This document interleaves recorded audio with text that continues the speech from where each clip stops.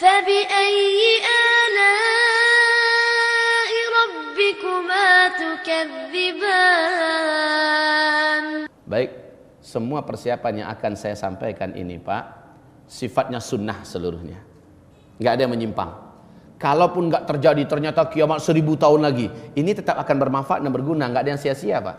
Satu, coba lihat, menanam pohon kurma dan menyediakan stok kurma yang berdahan di rumah-rumah. Perintah Nabi SAW, walaupun besok dah mau kiamat, hari ini masih ada 1 butir biji kurma yang bisa kamu tanam, kata Rasulullah. Ini bukan omong kosong Pak.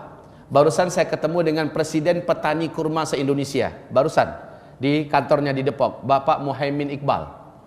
Beliau pernah diundang kemari belum? Bapak Muhaimin Iqbal ini dah go internasional. Di mana-mana dunia, termasuk di Dubai barusan ini beliau dipanggil. Karena beliau diberi oleh Allah ilham dan kepakaran yang luar biasa dalam masalah dunia pertanian dan peternakan. Nah, saya baru dari kantornya sekarang. Barusan dari kantornya tadi menuju kemari. Kami bercerita tentang kurma. Subhanallah, saya nggak sempat menceritakan panjang lebar tentang kurma. Tapi kenapa Nabi memilih kurma? Makanan yang paling tahan itu apa? Kurma enggak? Kurma. Kurma ini kalau pandai kita menyimpannya, apalagi masih di dahannya, insya Allah dia mampu bertahan 1 tahun lebih. Dan 1 butir kurma itu kalau kita makan bisa membuat tubuh kita selamat, kuat dalam 3 hari Pak. 1 butir biji kurma. Ini kekuatan yang ada dalam kurma. Baik, siapkan kurma. Sekarang beliau menganjurkan kepada umat Islam sebanyak-banyaknya, khususnya di Indonesia, tanamlah kurma. Ustadz, berbuah enggak? Beliau ada ilmunya dan ada teknologinya dan itu gampang, enggak sulit. Enggak sulit. Insya Allah kalau mau kontaknya nanti saya kasih. Ya, mana nomor HP beliau? Tapi beliau lebih mengarahkan kepada bagian bagian manajemennya. Soalnya kalau semua orang kontak beliau, mencret juga beliau. Baik, kaum muslimin, ini kurma. Beliau mengatakan sebaiknya di Polipek dipersiapkan membuat tanam-tanaman kurma di halaman rumah kita. Kenapa? Subhanallah, secara ilmiah dan telah dibuktikan oleh Bank Indonesia saat mengutus tim ahlinya ke Thailand, 1 batang kurma itu sama penghasilannya dengan 1 hektar sawit yang jadi. Penghasilan fulusnya ya. 1 batang kurma sanggup menampung beban hidup dan biaya hidup 1 keluarga. 1 batang kurma. Orang yang punya 10 batang kurma saja dan itu jadi, dijamin kaya sudah. Di Arab memang kayak gitu Pak. Karena kurma ini penghasilannya besar. Itu di segi penghasilan ya. Sementara di segi jaminan hidup ini lebih tahan Pak. Apalagi menghadapi dukhon dan segala macamnya. Baik, kita lanjut. Membuat sumur-sumur manual di rumah. Nggak mengandalkan keran lagi. Keran ini mengandalkan teknologi nggak? Saat teknologi musnah, air pun terputus sampai ke kita. Jadi di rumah-rumah hendaknya sudah punya sumur bor. Sumur bor masih menggunakan listrik. Sementara elektromagnetika yang sangat tinggi yang dihasilkan oleh sidrid tadi atau meteor tadi menjadikan semua sinyal dan listrik padam selama-lamanya di muka bumi. Oleh karena itu kita tidak boleh lagi mengandalkan listrik. Maka persiapan air sumur kayak dulu, air yang pakai timba, ini sudah layaknya. Yang sudah mengubur sumurnya baik digali kembali. Taib. Berikutnya mengemaskan dan memperakkan uang kertas. Ya. Uang kertas ini kata Rasulullah, saat Al-Mahdi keluar, kalian semua akan kembali ke dinar dan dirham, ke emas dan perak sebagai mata uang kalian.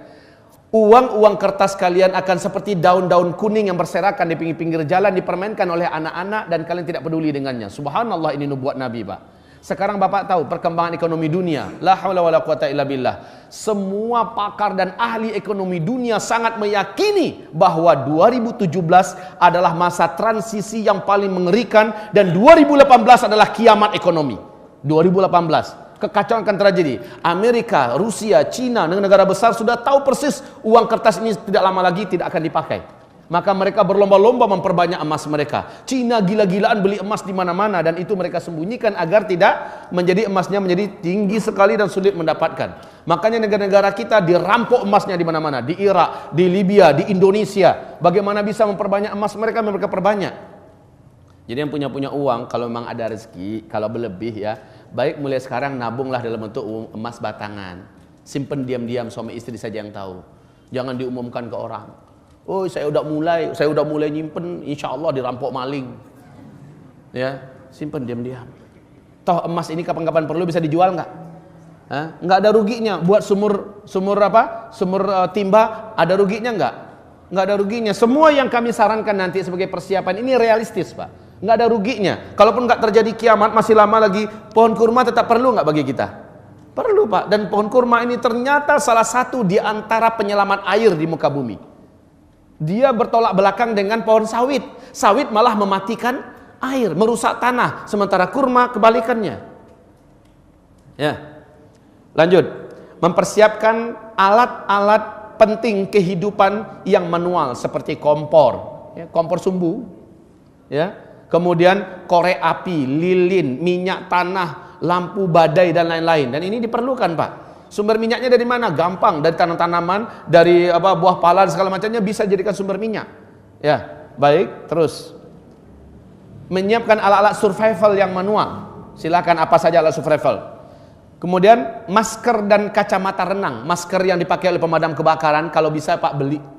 Udah dijual umum kok sekarang, pakai online juga bisa. Itu penting ketika dukhon terjadi, mata kita perih nggak dengan debu yang sangat tebal?